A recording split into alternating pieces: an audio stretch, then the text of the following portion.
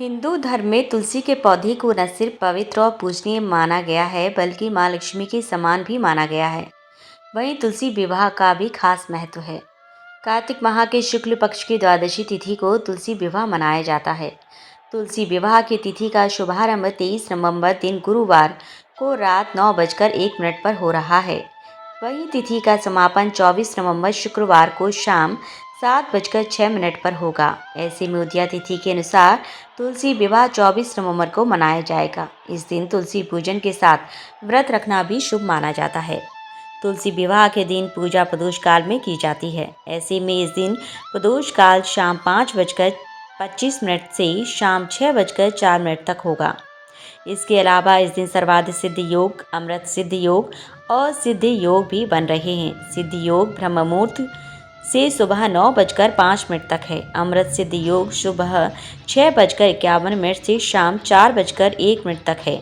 सर्वार्थ सिद्ध योग पूरे दिन बना रहेगा। चलिए अब जान लेते हैं तुलसी विवाह की पूजन सामग्री। तुलसी विवाह की पूजा के लिए तुलसी का एक पौधा, भगवान शालिग्राम की मूर्ति, शालिग्राम पत्थर या तस्वीर लें।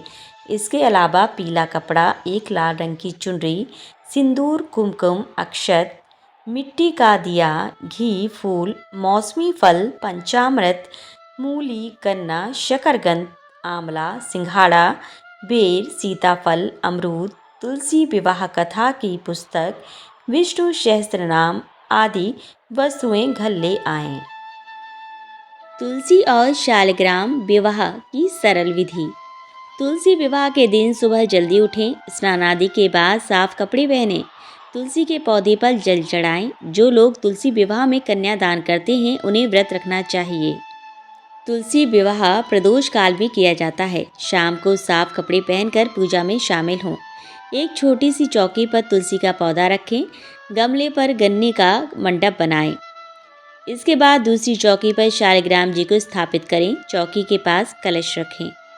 कलश पर स्वास्तिक बनाएं और संभव हो तो तुलसी के गमले के पास रंगोली ज़रूर बनाएं। इसके बाद तुलसी के पौधे के सामने घी का दीपक जलाएं।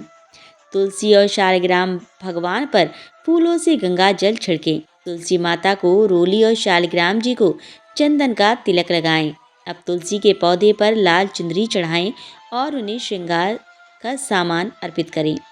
शालिग्राम भगवान को पंचामृत से स्नान कराएं और उन्हें पीला वस्त्र अर्पित करें। तुलसी और शालिग्राम जी को हल्दी लगाएं। शालिग्राम जी को हाथ में लेकर तुलसी के पौधे के 7 बार परिक्रमा करें। मान्यता है कि शालिग्राम जी की चौकी को किसी पुरुष को उठाना चाहिए। तुलसी विवाह की सभी रस्मों को बड़ी विधि विधान से निभाना चाहिए। इसके बाद तुलसी माता और शालिग्राम जी की आरती उतारें। विवाह संपन्न होने के बाद उन्हें भोग लगाएं और लोगों में भी प्रसाद बांटें। देवउठनी एकादशी वाले दिन ब्रह्म मुहूर्त में उठकर स्नान आदि करें और व्रत का संकल्प लें। इसके बाद भगवान विष्णु की आराधना करें। इस दिन भगवान विष्णु और माँ लक्ष्मी की पूजा की जाती है। इस दिन को विष्णु को जगाने के लिए कहा जाता है। शंख घंटी बजाकर उन्हें जगाया जाता है। अब भगवान विष्णु के सामने दीप धूप जलाएं, फिर उन्हें फल फूल और भोग अर्पित करें। मान्यता है कि एकादशी के दिन भगवान विष्णु को तुलसी जरूर अर्पित करनी चाहिए। शाम को विष्णु जी की आराधना करते हुए विष्णु सहस्त्र नाम का पाठ करें। एकादशी के दिन पूर्व संध्या को व्रती को सिर्फ सात्विक भोजन करना चाहिए। एकादशी के दिन व्रत के दौरान अन्न का सेवन नहीं करना चाहिए। एकादशी के दिन चावल का सेवन करना वर्जित है। एकादशी का व्रत खोलने के बाद ब्राह्मणों को दान दक्षिणा अवश्य दें। मान्यता है कि एकादशी का व्रत करने वाले के पितृ मोक्ष को प्राप्त कर स्वर्ग में जाते हैं। एकादशी का व्रत करने वालों के पितृ के 10 पुरुष, मातृ पक्ष के 10 पुरुष और दूसरे पितृजन वैकुंठवासी होते हैं। एकादशी का व्रत यश, कीर्ति और वैभव, धन संपत्ति और संतान को उन्नति देने वाला व्रत है। प्राचीन काल में जलंधर नामक राक्षस ने चारों तरफ बड़ा उत्पात मचा रखा था। वह बड़ा वीर तथा पराक्रमी था। उसकी वीरता का रहस्य था उसकी पति वृंदा का पतिव्रत धर्म। उसी के प्रभाव से वह विजयी बना हुआ था। जलंधर के उपद्रवों से परेशान देवगण भगवान विष्णु के पास गए तथा रक्षा की गुहार लगाई। उनकी प्रार्थना सुनकर भगवान विष्णु ने वृंदा का पतिव्रता धर्म भंग करने का निश्चय किया। उन्होंने जलंधर का रूप धरकर छल से वृंदा का स्पर्श किया। वृंदा का पति जलंधर देवताओं से पराक्रम से युद्ध कर रहा था, लेकिन वृंदा का सतीत्व नष्ट होते ही मारा गया। जैसे ही वृंदा का सतीत्व भंग हुआ, जलंधर का सिर उसके आंगन में आ गिरा। जब वृंदा ने यह देखा तो क्रोधित होकर जानना चाहा, फिर उसे जिसे उसने स्पर्श किया था वह कौन है। सामने साक्षात विष्णु जी खड़े थे। उसने भगवान विष्णु को शाप दे दिया, जिस प्रकार तुमने छल से मुझे पति वियोग दिया है, उसी प्रकार तुम्हारी पत्नी का भी छल पूर्वक हरण होगा और स्त्री वियोग सहने के लिए तुम भी मृत्यु लोक में जन्म लोगे। यह कहकर वृंदा अपने पति के साथ सती हो गई। वृंदा के शाप से ही प्रभु श्री राम ने अयोध्या में जन्म लिया और उन्हें सीता वियोग सहन करना पड़ा। एक अन्य कथा में आरंभ यथावत है, लेकिन इस कथा में वृंदा ने विष्णु जी को यह शाप दिया था कि तुमने मेरा सतीत्व भंग किया है, अतः तुम पत्थर के बनोगे। यह पत्थर शालिग्राम कहलाया। विष्णु ने कहा है, हे वृंदा, मैं तुम्हारे सतीत्व का आदर करता हूँ, लेकिन तुम तुलसी बनकर सदा मेरे साथ रहोगे।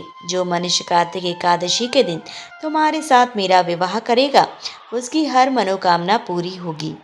बिना तुलसी दल के शालिग्राम या विष्णु जी की पूजा अधूरी मानी जाती है। शालिग्राम और तुलसी का विवाह भगवान विष्णु और महालक्ष्मी का ही प्रतीकात्मक विवाह माना जाता है।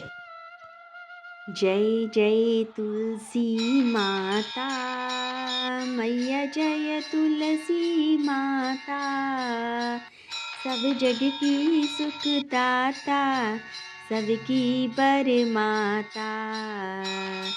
जय तुलसी माता, सब योगों से ऊपर, सब रोगों से ऊपर, मैया सब रोगों से ऊपर, रज से रक्ष करके सबकी भव त्राता।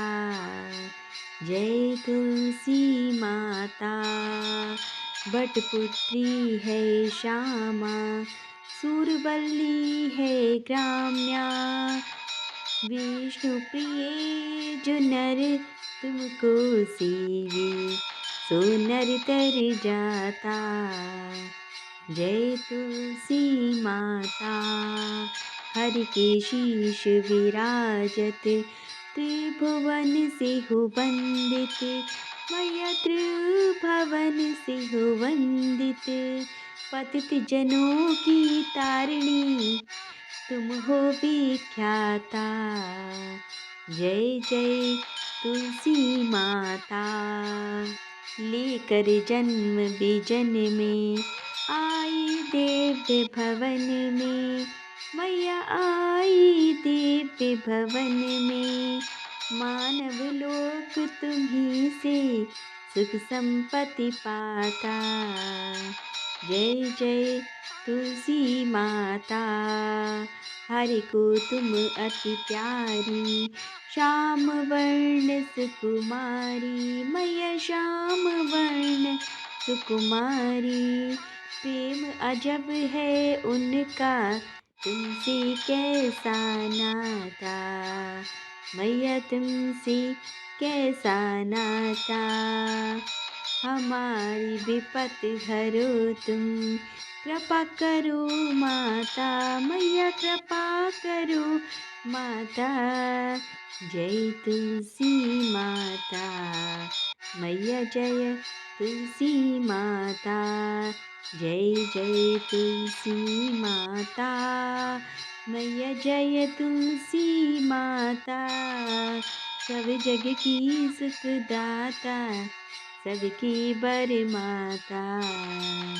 जय जय तुलसी माता, सब योगों से ऊपर, सब रोगों से ऊपर, मैया सब रोगों से ऊपर, रज से रक्ष करके सबकी भव त्राता।